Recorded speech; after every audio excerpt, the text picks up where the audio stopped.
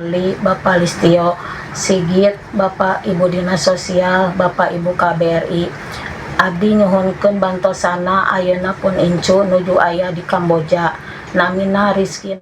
Sambil memegang foto cucunya, wanita paruh baya bernama Ima Siti Rohana, warga kampung Cilisung, Desa Dayakolot, Kabupaten Bandung, Jawa Barat ini berkeluh kesah di media sosial. Nenek Imas mengaku cucunya Rizky Nur Fadila, 18 tahun, diduga menjadi korban tindak pidana perdagangan orang di Kamboja. Menurut pengakuan keluarga, awal Oktober lalu Rizky diajak seorang yang mengaku manajer klub sepak bola di Medan untuk bergabung dengan klub sepak bola miliknya. Alih-alih bergabung dengan klub sepak bola, Rizky justru dibawa ke Kamboja dan dipaksa bekerja mencari korban penipuan daring. Ia bahkan mengaku kerap mendapat kekerasan fisik.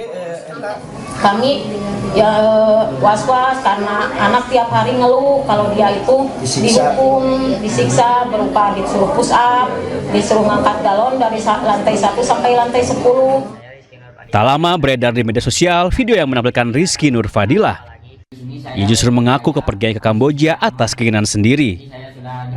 Nama saya Rizky Nur Fadila, saya dari Bandung. Berangkat ke sini tidak ada pemaksaan apalagi kekerasan. Keluarga mengaku curiga Rizky mendapatkan tekanan dan tetap meminta bantuan pemerintah untuk segera memulangkan Rizky. Kini keluarga berharap Rizky selamat dan bisa segera pulang ke kampung halaman. Dari Bandung, Jawa Barat, Tim Liputan iNews melaporkan. Sementara itu pemirsa, setelah berkoordinasi dengan KBRI di Kamboja, polisi pastikan kondisi Rizky Nur Fadila sudah aman dan berada di KBRI Kamboja di Phnom Penh. Hari ini, tadi pagi kami memperoleh informasi dari KBRI Kamboja yang ada di Phnom Penh bahwa korban saudara Rizky saat ini sudah berada di KBRI Phnom Penh yang mana masih dilakukan pemeriksaan. Selanjutnya kami dari Satreskrim terus melakukan penyelidikan untuk menggali fakta-fakta hukum yang terjadi ketika korban saudara Rizky ini berangkat menuju. Sosok pelatih timnas Indonesia mulai menemui titik terang. Ya, PSSI mengaku akan segera mengumumkan pelatih baru skuad Garuda selambat-lambatnya pekan depan.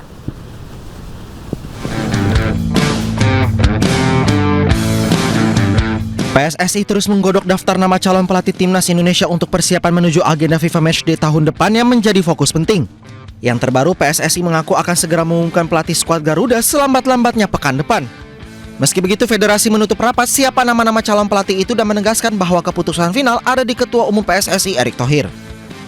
Di PSSI tetap dalam proses seleksi yang dilakukan oleh tim dan sesegera mungkin insya Allah secepatnya akan diumumkan. Kapan itu Pak? Mudah-mudahan paling lambat minggu depan sudah bisa. Ada berapa nama kandidat? Untuk nama-nama tidak bisa disebutkan berapanya karena dinamis berjalan dari beberapa nama. PSSI berharap agar sosok pelatih baru timnas mampu membawa Garuda tampil kompetitif dalam jangka panjang termasuk menuju Piala Asia 2027 dan kualifikasi Piala Dunia 2030.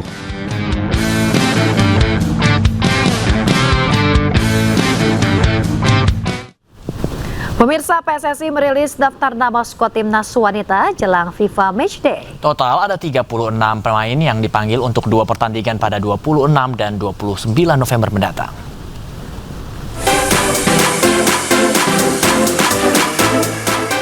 PSSI memanggil 36 pemain untuk memperkuat timnas wanita yang akan menjalani FIFA Matchday periode November 2025.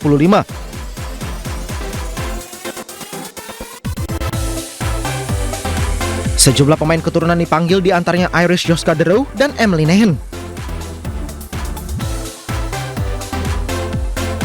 Sementara di lini tengah, Katarina Stalin kembali ke timnas wanita senior setelah sempat absen lama. Sedangkan Claudia Schoenemann hingga Estela Lupati juga dipanggil untuk membela skuad Garuda. Indonesia akan melakoni 2 laga FIFA Women's Matchday. Pada 26 November, timnas wanita akan melawan Nepal. 3 hari berselang, skuad Garuda Pertiwi akan menghadapi Taiwan. Laga yang digelar di Stadion Maguwo Harjo Sleman, Yogyakarta ini juga sebagai persiapan timnas wanita menjelang ajang SEA Games. Pemirsa, di Jepang kali ini memberi inspirasi lewat dunia sepak bola. Ya, bukan dari tim profesional atau liga lainnya, tapi pertandingan sepak bola itu berisi pemain senior berusia 80 tahun ke atas.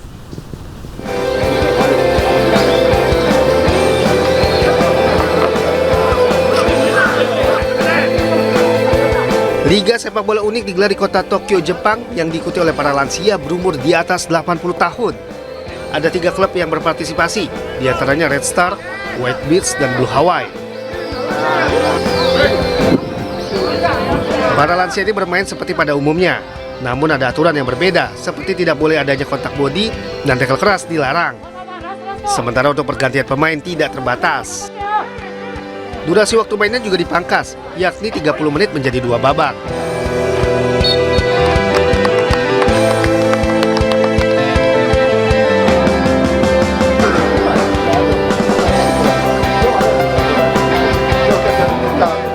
Ya, walaupun usianya sudah di atas 80 tahun, rasa semangat mereka tidak pernah pudar.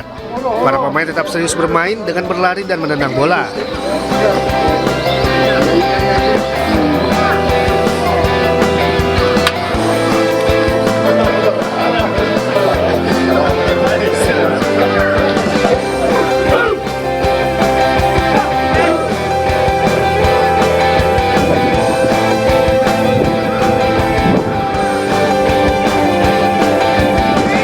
Bagi mereka, sepak bola ini bukan sekedar kompetisi saja, tetapi menunjukkan bagaimana cara menjaga kesehatan fisik, tetap bersosialisasi, dan bermain bola meski di usia yang telah senja.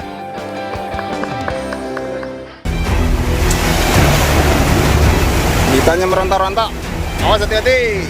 Oke. Awas.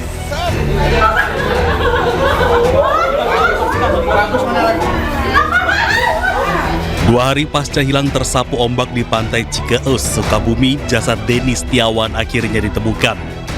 Tangis histeris keluarga korban pun pecah di ruang jenazah RSUD Pelabuhan Ratu. Salah satu anggota keluarga bahkan nyaris pingsan.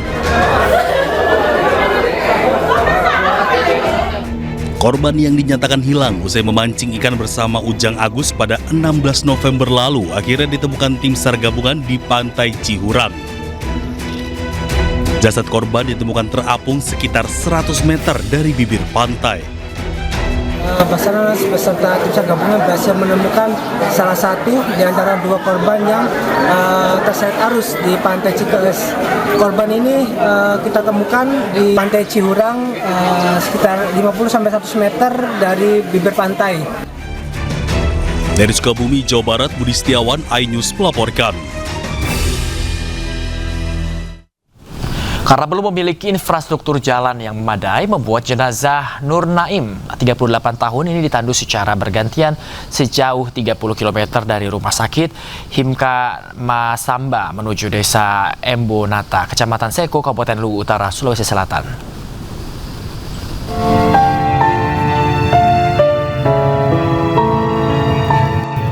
Warga berjuang membawa pulang jenazah Nur Naim yang menghembuskan nafas terakhirnya di rumah sakit Hikmah Masamba. Jarak tempuh yang cukup jauh hingga mencapai 30 km dengan kondisi jalan yang berlumpur, keluar masuk hutan membuat warga saling bergantian.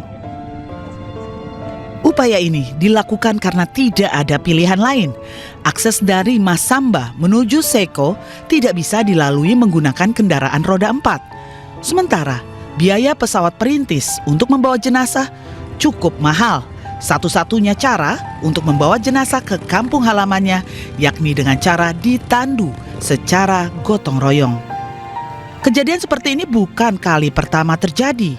Setiap kali ada warga asal Seko yang harus dikembalikan ke kampung halaman, satu-satu cara yang bisa dilakukan yakni hanya menandu sejauh 30 km. Tandu mayat dari Dusun Pelandoang, Desa Emonatana, Kecamatan Seko, menuju ke rumah duka di Dusun Matanona, Desa Padang Raya, Kecamatan Seko, dengan jarak yang kami tempuh tadi kurang lebih hampir 30 km. Dan kondisi jalan yang kami lihat tadi sangat jelek. Ini sering terjadi setiap ada masyarakat yang meninggal di kota, apabila dibawa ke seko ke rumah duka selalu ditandu, selalu dipikul. Warga berharap pemerintah memperhatikan kondisi infrastruktur jalan ke wilayah Kecamatan Seko agar seluruh aktivitas warga bisa berjalan seperti daerah lain yang ada di Indonesia.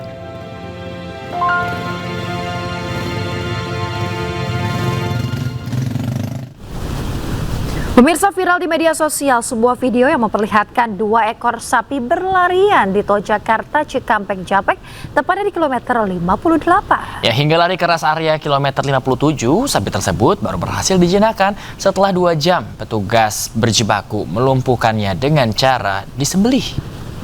Macet tolnya, oh sapi. Nih, tuh. Viral di media sosial, 2 ekor sapi berkeliaran di jalan tol Jakarta Cikampek di kilometer 58. Sapi-sapi ini berada di jalan tol karena kendaraan yang mengangkut hewan tersebut alami kecelakaan. Akibatnya 2 ekor sapi keluar dari kendaraan dan berkeliaran di jalan tol. Polisi harus mengatur lalu lintas agar sapi-sapi tidak tertabrak kendaraan yang melintas. Sejumlah kendaraan harus berhenti karena jalurnya tertutup sapi. Salah satu sapi yang masuk rest area mengejutkan pengunjung yang sedang beristirahat di KM 57. Sapi lari ke arah selokan dan akhirnya berhasil ditangkap setelah terperosok. Agar tidak membahayakan orang lain, petugas terpaksa melumpuhkan dengan menyembelih sapi tersebut di lokasi. Potong nih sapinya? Iya Pak, kalau nggak dipotong itu bisa mati sapinya. Terus karena dia masuk ke gorong-gorong sini kecil Pak. Iya. Itu juga sulit sekali untuk mengangkatnya. Diangkatnya? Sampai 2 jaman Pak itu baru kena keangkat itu. Sementara satu sapi lainnya berhasil diamankan di tengah jalan tol. Sapi tersebut tergeletak dalam keadaan masih hidup lalu dipindahkan ke bahu jalan. Dari Karawang, Jawa Barat, Rudi Setiawan melaporkan.